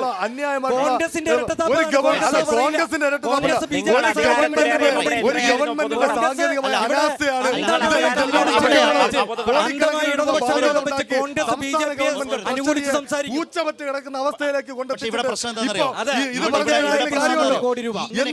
അങ്ങനെ കേരളത്തിൽ ഒരു ധനപ്രതിസന്ധി ഉണ്ട് എന്നുള്ള യാഥാർത്ഥ്യമാണ്.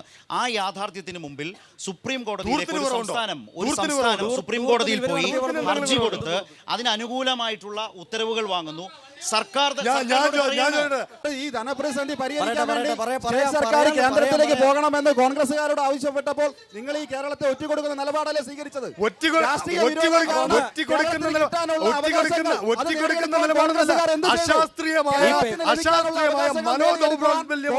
ആളുകൾ എടുക്കുന്ന നിലപാട് പോലെ സാമ്പത്തിക മേഖലയെ കൈകാര്യം ചെയ്യാൻ പോയാൽ അതിനെ എതിർക്കേണ്ട എതിർത്തില്ല കൊണ്ട് നാളെ ഈ സംസ്ഥാനങ്ങൾക്ക് പറയേണ്ടതില്ലേ? അവകാശങ്ങൾ ചോദിക്കുമ്പോൾ അവകാശം ശുദ്ധം മണ്ടത്തരം ചെയ്യുമ്പോൾ അതിനെ പിന്നെ ഒറ്റുകൊടുത്തില്ലേ? പറയാനുള്ള കാര്യമല്ലത്. ചെറുപ്പക്കാർ അല്പം കൂടെ ചിന്തിച്ചു പറയുന്ന കാര്യം. ഇതിലൊരു പ്രധാനപ്പെട്ട കാര്യം, കേരളം അടക്കമുള്ള സംസ്ഥാനങ്ങളുടെ ഈ പ്രശ്നം വന്നപ്പോൾ ഡോക്ടർ ഫറൂഖ് അബ്ദുള്ള, അരവിന്ദ് കെജ്രിവാൾ, ഭഗവത് മാൻ എന്ന പഞ്ചാബ് മുഖ്യമന്ത്രി, ഡോക്ടർ കപിൽ സിബൽ അടക്കമുള്ള DMK-യുടെ നേതാക്കൾ അടക്കമുള്ളവർ കേരളത്തോടൊപ്പം നിന്നു. കോൺഗ്രസ് നിന്നിട്ടില്ല. സുപ്രീം കോടതിയിലേക്ക് പോയി, അനുഭാവത്തോടെ കേട്ടു, എതിർത്ത് നിന്ന കേന്ദ്രത്തോട് പണം കൊടുക്കാൻ പറഞ്ഞു, വായ്പ എടുക്കാൻ അശാസ്ത്രീയമായി സാമ്പത്തിക ദുർവിനിയോഗം നടക്കുമ്പോൾ അത് സംസ്ഥാനത്തെ ബാധിക്കുമ്പോൾ തൂർത്ത് അതികഠിനമായ സുപ്രീം കോടതി പോലും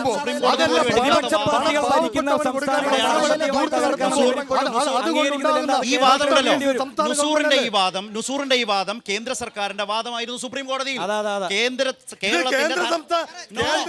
സുപ്രീം കോടതി തള്ളിക്കളഞ്ഞു. കേന്ദ്ര ഗവൺമെന്റ് സംസ്ഥാന ഗവൺമെന്റ് നോക്കണ്ട, ഇത് സാമാന്യ ബോധമുള്ള ചിന്തിക്കുമ്പോൾ മനസ്സിലാകുന്ന കാര്യം. സുപ്രീം കോടതി പ്രധാനമാണ്. സുപ്രീം കോടതി പറഞ്ഞു സുപ്രീം കോടതി ഏത് നിലയിലാണ് ഇടപെട്ടത്? ഞങ്ങൾ എന്തുകൊണ്ടാണ് എതിർത്തത്? ഞങ്ങൾ സുപ്രീം കോടതിയിൽ കക്ഷി ചേർന്ന് ഞങ്ങൾ പറഞ്ഞോ ഇത് കൊടുക്കരുത്. സുപ്രീം കോടതി എന്താ പറഞ്ഞത് ഈ വിഷയത്തിൽ? ഞാൻ പറയട്ടെ, ഗവൺമെന്റിനോട് പറഞ്ഞത് എന്താണ്?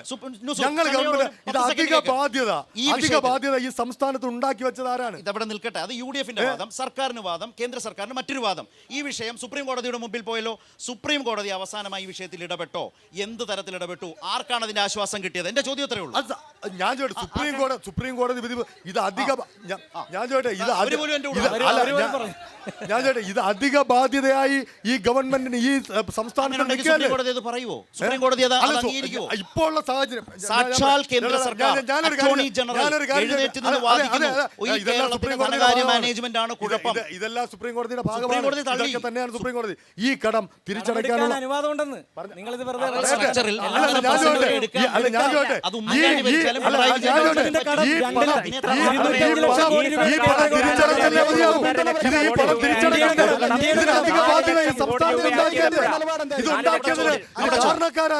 ബിജെപിയുടെ ചോദ്യം. നിങ്ങൾ അധികാരത്തിൽ വന്നപ്പോൾ ആദ്യം പറഞ്ഞു 50 രൂപയ്ക്ക് പെട്രോൾ കൊടുക്കും, 450 രൂപയ്ക്ക് ഗ്യാസ് കൊടുക്കും, 40 രൂപയ്ക്ക് ഡീസൽ കൊടുക്കുന്നു. ചോദ്യം നമ്പർ 1. ഇപ്പോൾ 100 രൂപ 107 രൂപ ആയി. ഗ്യാസിന് 1100 1200 ആയി. പറയട്ടെ. 60 രൂപയായിരുന്നു. അടുത്തൊരു ചോദ്യം. മണിപ്പൂരിൽ പാവപ്പെട്ട സ്ത്രീകളെ നഗ്നയായിട്ട് സംഘപരിവാറുകൾ റോഡിൽ ഇന്ത്യക്കകത്തുള്ള മണിപ്പൂരിൽ നിങ്ങൾ ഭരിക്കുന്ന ഇന്ത്യ രാജ്യത്ത് മണിപ്പൂരിൽ ആ സ്ത്രീകളെ റോഡിൽ കൂടെ ഒരു ദിവസം എല്ലാ ജനങ്ങളും കണ്ടതാണ്. അതിനെക്കുറിച്ച് നിങ്ങളെ പ്രധാനമന്ത്രി ഒരു വാക്കെങ്കിലും അതിനെക്കുറിച്ച് ഉരിയാടിയിട്ടുണ്ടോ? BJPയോടും ചോദിക്കാനുള്ളത്, നിങ്ങൾക്കിപ്പം ഭയങ്കരമായിട്ടുള്ള ക്രിസ്ത്യൻ സ്നേഹമാണല്ലോ. നിങ്ങൾ ചെമ്പ് കൊണ്ട് ഇടും, പള്ളികളിൽ പോയി നിരന്തരം കയറാറുണ്ട്. എനിക്ക് നിങ്ങളോട് ചോദിക്കാനുള്ളത്, ഈ നാട്ടിൽ നിങ്ങൾക്കിപ്പം മണിപ്പൂർ വേണമെങ്കിൽ 2 ട്രൈബൽ തമ്മിലുള്ള പ്രശ്നം എന്ന് പറഞ്ഞാൽ നിങ്ങൾക്ക് ഒഴിഞ്ഞു മാറാം.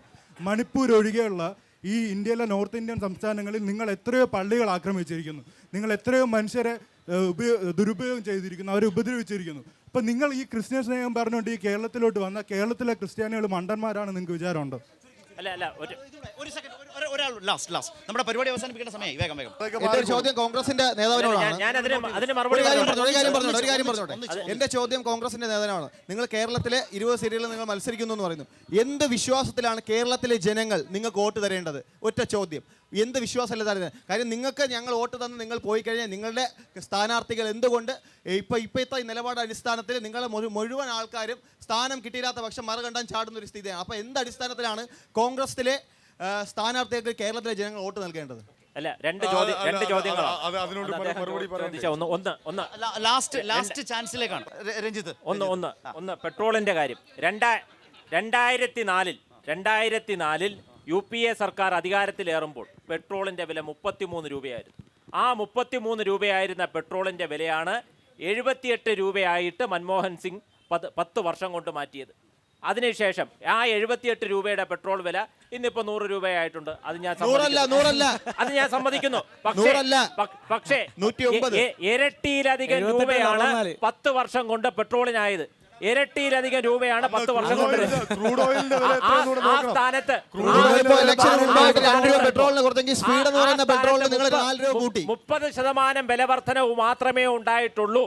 പക്ഷേ ഒരു ദിവസം 6 കിലോമീറ്റർ ദേശീയപാത നിർമ്മിച്ചിരുന്ന സ്ഥലത്ത് 22 കിലോമീറ്റർ ദേശീയപാത ഇന്ത്യ മഹാരാജ്യത്ത് നിർമ്മിക്കുന്നു. ഇവിടുത്തെ പുതിയ നമ്മൾ എല്ലാവരും തന്നെ അറിയാം, വന്ദേ ഭാരത് അടക്കമുള്ള ട്രെയിനുകൾ വരുന്നു. ഇവിടെ പുതിയതായിട്ട് 40ഓളം വരുന്ന എയർപോർട്ടുകൾ വരുന്നു. പാവപ്പെട്ടവന് അടക്കം യാതൊരു മുടക്കമില്ലാതെ 1 ലക്ഷം പേർക്ക് 1 കോടി പേർക്ക് ഭവനം കൊടുക്കുന്നു. ഇതൊക്കെ ചെയ്തത് നരേന്ദ്രമോദി സർക്കാർ. മറ്റൊരു കാര്യം, ന്യൂനപക്ഷങ്ങൾക്ക് നേരെയുള്ള ആക്രമണമാണ്. ഇവിടെ ഈ തലസ്ഥാന ജില്ലയിൽ ബിഷപ്പ് ഹൗസ് ആക്രമിച്ചതാരാ? കോൺഗ്രസ്സുകാരനല്ലേ? ആ bishop house, Neyyattinkara bishop house ആക്രമിച്ചതാരാ? കോൺഗ്രസ്സുകാരനല്ലേ നിങ്ങള് നിങ്ങളുടെ നടന്നിട്ടുണ്ടെങ്കിൽ അന്വേഷണം നടന്നിട്ടുണ്ട്, പാർട്ടി നടപടിയെടുത്തിട്ടുണ്ട്, നിയമപരമായിട്ടുള്ള കാര്യങ്ങൾ ചെയ്തിട്ടുണ്ട്. നിങ്ങൾക്ക് എന്തെങ്കിലും ചെയ്യാനുള്ള ചങ്കൂറ്റം ഈ മണിപ്പൂരിൽ നിങ്ങൾക്കുണ്ടോ? അതുകൊണ്ട് ആരും ന്യൂനപക്ഷ പ്രേമം പറയണ്ട, ന്യൂനപക്ഷ പ്രേമം പറയണ്ട. ഏറ്റവും അധികം ന്യൂനപക്ഷമുള്ള ഗോവയിൽ ഭരിക്കുന്നത് ആരാ? BJP-യാ. പറയണ്ട. ഇവിടുത്തെ സാധാരണക്കാരായ ജനങ്ങൾ എല്ലാ കാര്യങ്ങളും മനസ്സിലാക്കി പോകുന്നുണ്ട്. ഇന്നിവിടെ ഈ ചർച്ച നടത്താൻ വേണ്ടി തീരുമാനിച്ചത് ഇവിടുത്തെ യുവാക്കളുടെ അഭിപ്രായം പറയാൻ വേണ്ടിയിട്ടാണ് ഇന്നിങ്ങനെ ഇവിടെ ഒരു ചർച്ച തീരുമാനിച്ചത്. പറഞ്ഞോളൂ. പക്ഷേ ഒരു കാര്യം മനസ്സിലാക്കാനുള്ളത്, 15 വർഷത്തിന് മുമ്പ് ഇവിടെ ഒരു സ്ഥാനാർത്ഥിയെ കോൺഗ്രസിൻ്റെ ഒരു സ്ഥാനാർത്ഥിയെ കൊണ്ടുവന്ന് ഇവിടെ പ്രതിഷ്ഠിച്ചു. അന്ന് ഈ സ്ഥാനാർത്ഥിയെക്കുറിച്ച് ഇവിടെ പറഞ്ഞത് യുവ തുർക്കി എന്ന് പറഞ്ഞാണ് ഇവിടെ കൊണ്ടുവന്ന് പരിചയപ്പെടുത്തിയത്. ഈ 15 വർഷമായിട്ടല്ല, ഞാൻ ഈ തിരുവനന്തപുരത്ത് ജനിച്ച് വളർന്ന ഒരാളാണ്. ഞാൻ ഇന്ന് ഈ നിമിഷം വരെയും ശശി തരൂർ എന്ന് പറയുന്ന വ്യക്തിയെ നേരിൽ കണ്ടിട്ടില്ല. ഞാൻ തമാശ പറഞ്ഞതല്ല, ശശി തരൂർ എന്ന് പറയുന്ന വ്യക്തിയെ ഞാൻ ഇന്ന് വരെ നേരിൽ കണ്ടിട്ടില്ല. പക്ഷേ എൻ്റെ സ്കൂൾ ജീവിതം മുതൽ സാധാരണക്കാരൻ എന്നുള്ള നിലയിൽ ഞങ്ങൾ കാണുന്ന ഒരു വ്യക്തിയുണ്ട്, പന്ന്യൻ. ഇവിടെ ഒരാൾ BJP-യുടെ പ്രതിനിധി സൂചിപ്പിക്കുകയുണ്ടായി. വേറൊന്നുമല്ല, പന്ന്യൻ്റെ ഏജിനെ കുറിച്ച് ചർച്ച ചെയ്യാനല്ല ഇന്നിവിടെ യുവാക്കളെ വിളിച്ചു വരുത്തിയത്. യുവാക്കൾ ആർക്കൊപ്പമാണ് എന്ന് പറയാൻ വേണ്ടിയിട്ടാണ് ഇന്ന് ഈ ചർച്ച ഇവിടെ വിളിച്ചു വരുത്തിയത്. ഈ തിരുവനന്തപുരത്തെ യുവാക്കൾ മൊത്തവും പന്ന്യനൊപ്പമാണ്. അതാണ് ഞങ്ങൾക്ക് പറയാനുള്ളത്. ശരി, ഏതായാലും നമ്മൾ വളരെ മുൻപ് ചർച്ച ചെയ്തപ്പോൾ ഈ സുഹൃത്ത് അതിലേക്ക് വരാതെ കാത്തിരുന്നിട്ട് അവസാനം കൊണ്ടിട്ട് പറഞ്ഞൊരു കാര്യമായിപ്പോയി. ഏതായാലും നമ്മൾ ഈ ചർച്ചയുടെ ഒരു അവസാന ഘട്ടത്തിലേക്ക് എല്ലാം ഒന്നും പറയരുത്, കുറച്ച് ആളുകൾ ശരി. അല്ല, കോൺഗ്രസ് നിങ്ങൾ പന്നിയൻ്റെ ഒപ്പമാണ്, നിങ്ങൾ മാറണമെന്ന് ഞങ്ങൾ പറയില്ല. നിങ്ങൾ പന്നിയൻ്റെ ഒപ്പം അത് മാറണമെന്ന് പറയുന്നില്ല. അല്ല, ഒരേ ഒരു കാര്യം കൂടെ ഇവിടെ സൂചിപ്പിക്കാനുള്ളത്, നേരത്തെ കോൺഗ്രസിന്റെ സുഹൃത്താണെന്ന് തോന്നുന്നു ആ സഹോദരി പറഞ്ഞൊരു കാര്യം കൂടെ ഉണ്ട്. ഇവിടുത്തെ കനല് അണയാൻ പോവുകയാണെന്ന്. ഇവിടുത്തെ കനല് ഒരിക്കലും അണയില്ല. കാര്യം BJP ഇവിടെ നിയമമണ്ഡലം പിടിച്ചൊരു സാഹചര്യം ഉണ്ടായിരുന്നു. അതെങ്ങനെ പിടിച്ചു എന്ന് ചോദിച്ചു കഴിഞ്ഞാൽ, ഇന്നത്തെ ഇവിടുത്തെ മന്ത്രി തോക്കുന്ന സമയത്ത് ആ മന്ത്രിക്ക് 59,000 വോട്ടുണ്ടായിരുന്നു. തോൽക്കുന്ന സമയത്ത് 59,000 വോട്ടുണ്ടായിരുന്നു. UDF-ന് 13,000 വോട്ട്. UDF-ന്റെ 20,000 വോട്ട് പോയത് BJP കാൻഡിഡേറ്റിനാണ്. അല്ലാതെ അവരാരും വോട്ട് ഇടാതിരുന്നില്ലല്ലോ. മനസ്സിലായില്ലേ? അപ്പൊ ഈ ഇങ്ങനെ കണൽ ഉണ്ടായി കഴിഞ്ഞാലും ആ കണലിനെ ഞങ്ങൾ കണക്കാനറിയാം. പല ജില്ലകളുടെയും കണക്കെടുത്ത് നോക്കുമ്പോൾ തിരിച്ചു അങ്ങോട്ടും ഇങ്ങോട്ടും പല സീറ്റ് വ്യക്തമായി RSSന്റെ പിൻബലത്തോട് അധികാരത്തിൽ ഇരിക്കുന്നതാണ് പിണറായി വിജയൻ.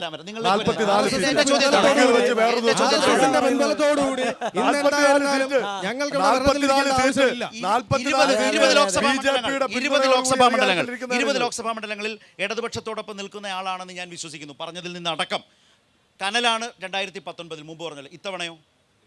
ഇത്തവണയും 20 സീറ്റും പിടിക്കാനുള്ള ശ്രമം തന്നെയാണ്. ആരും കാല് വാരിയില്ലെങ്കിൽ ഈ പറയുന്ന കണക്ക് കോൺഗ്രസ് BJP-യിലേക്ക് കാല് വാരിയില്ലെങ്കിൽ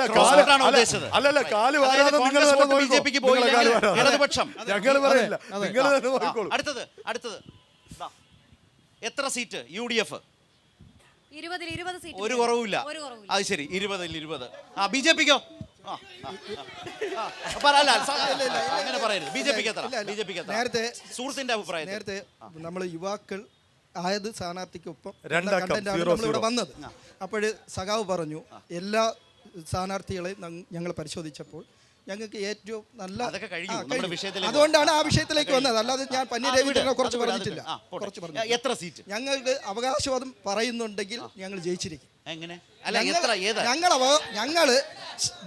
ഞങ്ങള് ദേശീയ നേതാക്കൾ അവിടെ പറഞ്ഞിട്ടുണ്ട്, അത് ഞങ്ങൾ ജയിച്ചിരിക്കും. അക്കൗണ്ട് തുറക്കുമെന്ന് പറഞ്ഞാൽ തുറന്നിരിക്കും. ഒന്നൊന്നുമല്ല, ഞങ്ങളുടെ പ്രധാനമന്ത്രി പറഞ്ഞത് ഞങ്ങൾ ചെയ്തിരിക്കും. 2 അക്കം കിടക്കുമെന്ന് അതൊക്കെ ഞങ്ങൾ പറയില്ല, അതല്ല സസ്പെൻസാ. പിന്നെ വേറൊരു കോമഡി സഖാവ് പറഞ്ഞു, ഞങ്ങൾ 20 പിടിക്കുമെന്നാ പറഞ്ഞത്. ഞങ്ങൾ 20 പിടിക്കും. കേരളത്തിൽ തുറക്കണമെങ്കിൽ 2-0 അപ്പുറം ഇപ്പുറം എഴുതണം. കേരളത്തിലാണ് അക്കൗണ്ട് തുറക്കുന്നത് പറഞ്ഞത്. കേരളത്തിൽ 2-0. അതാണ് ഈ പറഞ്ഞ പ്രധാനമന്ത്രി പറഞ്ഞ 2 അക്കം. നിങ്ങൾ എങ്ങനെ വ്യാഖ്യാനിച്ചോ, അതിൽ ഞങ്ങൾ കുറ്റം പറയുന്നില്ല. നിലവിലത്തെ രാഷ്ട്രീയ സാഹചര്യം അനുസരിച്ച് കേരളത്തിലെ നിലവിൽ രാഷ്ട്രീയ സാഹചര്യം അനുസരിച്ച് കേരളത്തിലെ യുവാക്കളും പ്രത്യേകിച്ച് മതന്യൂനപക്ഷങ്ങളും ഉൾപ്പെടെയുള്ള പൊതുസമൂഹമാകെ ഇടതുപക്ഷത്തിന്റെ വിജയം തന്നെയാണ് ആഗ്രഹിക്കുന്നത്. കാരണം കോൺഗ്രസിനെ കൊണ്ട് ഒന്നിനും കൊള്ളില്ല എന്നുള്ളത് അവർ ഇതിനോടകം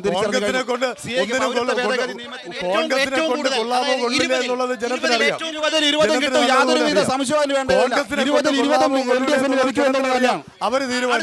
അടുത്തൊരു ചോദ്യം 20 ഞാൻ ഇങ്ങനെ ബ്ലൈൻഡ് ആയിട്ട് 20 നിങ്ങൾ പറയുന്നത് എനിക്ക് മനസ്സിലാകും. പക്ഷേ 20 ഭൂരിപക്ഷം സീറ്റുകൾ ഇത്തവണ പോവുക, കഴിഞ്ഞ തവണ UDF-നാണ്. 2024 ഭൂരിപക്ഷം സീറ്റുകൾ പോവുക ഇടതുപക്ഷത്തേക്കോ വലതുപക്ഷത്തേക്കോ, മറ്റത് ഞാൻ അങ്ങനെ പറയുന്നില്ല. നിങ്ങളുടെ അഭിപ്രായം എന്താണ്? കഴിഞ്ഞ ഇത്രയും വർഷങ്ങളായിട്ട് ഞങ്ങൾ പ്രവർത്തിച്ച ജനങ്ങൾ കാണുകയല്ലേ, ഈ കോൺഗ്രസ് ഇവിടെ മിണ്ടാതിരിക്കാൻ ജനങ്ങൾ കാണുകയല്ലേ, ഇവർ വോട്ട് ചെയ്യാൻ പോകുമ്പോൾ ഇതെല്ലാം ചർച്ച ചെയ്യില്ലേ. ഈ കേരളത്തിലെ ജനങ്ങളും തിരുവനന്തപുരത്തെ ജനങ്ങളും ഏറ്റവും നല്ല രീതിയിൽ ഇപ്രാവശ്യം വോട്ട് ചെയ്യും. നിങ്ങളെ വോട്ട് കുറയുകയും ചെയ്യും, ഞങ്ങളുടെ ഭൂരിപക്ഷം കൂട്ടുകയും ചെയ്യും. നുസൂറിന്റെ അഭിപ്രായത്തിൽ 20 ഈ പറഞ്ഞ വ്യത്യസ്ത കാഴ്ചപ്പാടുകളുണ്ടല്ലോ. ലാസ്റ്റ് ഞാൻ അവരുടെ ആത്മവിശ്വാസത്തെ കെടുത്തിക്കൊണ്ട് പറയുന്നതല്ല, നിങ്ങളുടെ പ്രവർത്തകരുടെ ആത്മവിശ്വാസം അല്ല, ആത്മവിശ്വാസത്തെ കെടുത്തിക്കൊണ്ട് പറയുന്നത് 20 സീറ്റും കേരളത്തിൽ വിജയിക്കും. എന്തുകൊണ്ടെന്ന് പറഞ്ഞുതരാം. ഇവിടെ കേന്ദ്രത്തിൽ നമ്മൾ ഏറ്റവും ഗുരുതരമായ ഒരു പ്രതിസന്ധി നേരിടുന്ന സാഹചര്യത്തിൽ ഇപ്പോൾ BJP വലിയ അവകാശവാദം, പ്രധാനമന്ത്രി നരേന്ദ്രമോദി കേരളത്തിൽ 2 നരേന്ദ്രമോദി അധികാരത്തിൽ, അവരുടെ താല്പര്യവും ആഗ്രഹമാണ്, അവരെ കുറ്റം പറയാൻ കഴിയില്ല. പക്ഷേ ഇത് തെരഞ്ഞെടുപ്പ് കഴിയുമ്പോൾ 2004 വാജ്പേയി ഇന്ത്യ ഷൈനിങ് എന്ന് പറഞ്ഞു വന്ന അവസ്ഥയിലാകും രാജ്യത്തിന്റെ അവസ്ഥ. കേരളത്തെ അവസ്ഥ ഓർമ്മയുണ്ടോ? 2004 കേരളത്തിലെ എംപിമാരുടെ അവസ്ഥ. ഞാൻ പറയട്ടെ, കേരളത്തിലോട്ട് വരാം. നമ്മൾ തമിഴ്നാട് തൊട്ട് പിന്നെ സൗത്ത് ഇന്ത്യ എടുക്കുമ്പോൾ വലിയൊരു മാറ്റമുണ്ടാകും. പഞ്ചാബിലെ കർഷകർ, ഹരിയാന, രാജസ്ഥാൻ ഇവിടെയൊക്കെ ഉണ്ട്. പിന്നെ കള്ളപ്പണവും മറ്റ് എല്ലാ ED പോലുള്ള ഏജൻസികളെ വെച്ച് കിടക്കുന്ന മഹാരാഷ്ട്ര അതുപോലുള്ള സംസ്ഥാനങ്ങളിൽ, കാശ്മീർ, ഇതൊക്കെ ഇവർ വിചാരിക്കുന്നത് ഇവർക്ക് ഭീഷണിപ്പെടുത്തി കയ്യിൽ വെക്കാന്ന്. കേരളത്തിലോട്ട് വരുമ്പോൾ ഒരു സംശയവും വേണ്ട, ഇവിടെ ജനാധിപത്യ മതനിരപേക്ഷതയ്ക്കൊപ്പം ജനാധിപത്യ മുന്നണി ദേശീയ തലത്തിൽ വരണമെങ്കിൽ ഇവിടെ കോൺഗ്രസ് തന്നെ വിജയിക്കണമെന്നുള്ള കാഴ്ചപ്പാട് ജനങ്ങൾക്ക് പൊതുവായിട്ടുണ്ട്. ആ കാഴ്ചപ്പാടിനോടൊപ്പം ഈ കേരളത്തിന് മനസ്സ് നിൽക്കും. ന്യൂനപക്ഷ സമുദായങ്ങളായിരുന്നാലും ഭൂരിപക്ഷ സമുദായങ്ങളായിരുന്നാലും ഒരുപോലെ നിൽക്കുന്ന തെരഞ്ഞെടുപ്പായി ഈ തെരഞ്ഞെടുപ്പ് മാറും. ഏപ്രിൽ 26 കഴിയുമ്പോൾ തെരഞ്ഞെടുപ്പിന്റെ റിസൾട്ട് വന്നു കഴിയുമ്പോൾ അത് നമ്മുടെ പ്രിയപ്പെട്ട സുഹൃത്തുക്കൾക്ക് ബോധ്യമാവുകയും. നുസൂർ അവസാനമായി പറഞ്ഞത് അവർ ശ്രദ്ധയോടെ കേട്ടുനിന്നു, ദയവായി ഇടപെടരുത്. രാഹുലിന്റെ അവസരം. കേരളത്തിലെ ജനങ്ങൾ രാഷ്ട്രീയ പ്രബുദ്ധതയുള്ളവരാണ്. BJP-യെ മാറ്റി നിർത്താൻ ഇത്തവണ ഇടതുപക്ഷം തന്നെ ജയിക്കണമെന്നാണ് കേരളത്തിലെ ജനങ്ങൾ തീരുമാനിക്കുന്നത്. അതിൻ്റെ കാരണം കഴിഞ്ഞ തവണ കോൺഗ്രസ്സുകാർ മുഴുവൻ അങ്ങോട്ട് പോയിട്ട് ഒരു പ്രയോജനവും ഇല്ലായിരുന്നു. വെറുതെ പോയി പാട്ടും പാടി തിരിച്ചു വരുന്നതല്ലാതെ വേറെ ഒരു കാര്യവും ഇല്ല എന്ന് കേരളത്തിലെ കേരളത്തിലെ ജനങ്ങൾക്ക് മനസ്സിലായിട്ടുണ്ട്. അതുകൊണ്ട് 20 സീറ്റിലും കേരളത്തിലെ ജനങ്ങൾ ഇടതുപക്ഷത്തിന് അനുകൂലമായി വോട്ട് ചെയ്യും. ആ തരംഗം കേരളത്തിലുണ്ട് എന്ന് തന്നെയാണ് പറയാനുള്ളത്. നമ്മുടെ ഈ ഒരു ചർച്ച യുവാക്കളുമായിട്ട് ബന്ധപ്പെട്ടാണ്. അത് അങ്ങനെ ക്രോഡീകരിക്കാനാണ് ഞാൻ ആഗ്രഹിക്കുന്നത്. ഒന്ന്, നല്ല നീക്കം ഇവിടെ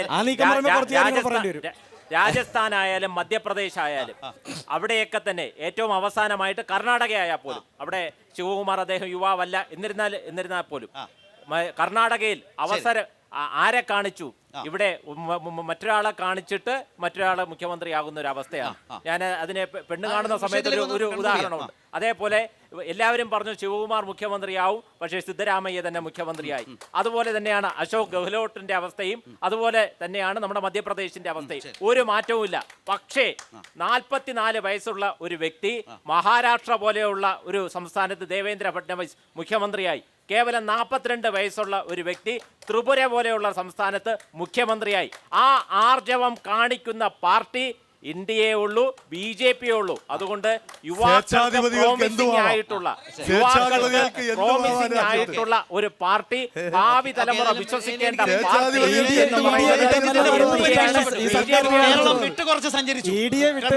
വിട്ട് MLA-മാരെ മുഴുവൻ പിടിച്ചിട്ടാണ് ഈ സംസ്ഥാനങ്ങളിലെ അധികാരം പിടിക്കുന്നത്. അല്ലാതെ വേറെ ഒന്നുമല്ല. കേവലം 45 വയസ്സിനകം താഴെയുള്ള ഒരു വ്യക്തി തമിഴ്നാടിന്റെ അധ്യക്ഷൻ. നമ്മൾ ഇത്രയും നേരം കണ്ടത് കേരളത്തിന്റെ യുവജനത ഏതൊക്കെ തരത്തിൽ അവർക്ക് കൃത്യമായ രാഷ്ട്രീയമുണ്ട്, നിലപാടുകളുണ്ട്. ആ നിലപാടുകളിൽ നിന്നുകൊണ്ട് തെരഞ്ഞെടുപ്പിന് മുമ്പിലെ വിഷയങ്ങളെക്കുറിച്ച് അവർ എന്ത് സമീപനം സ്വീകരിക്കുന്നു എന്നതിനെ സംബന്ധിച്ച വ്യത്യസ്ത കാഴ്ചപ്പാടുകളാണ് പടക്കളത്തിലൂടെ അവതരിപ്പിച്ചത്. നിരവധി വിഷയങ്ങൾ അവരുടേതായ അഭിപ്രായങ്ങളിലൂടെ നമ്മുടെ മുമ്പിലേക്ക് വരികയും ചെയ്തു. പങ്കെടുത്ത എല്ലാവർക്കും വളരെയധികം നന്ദി.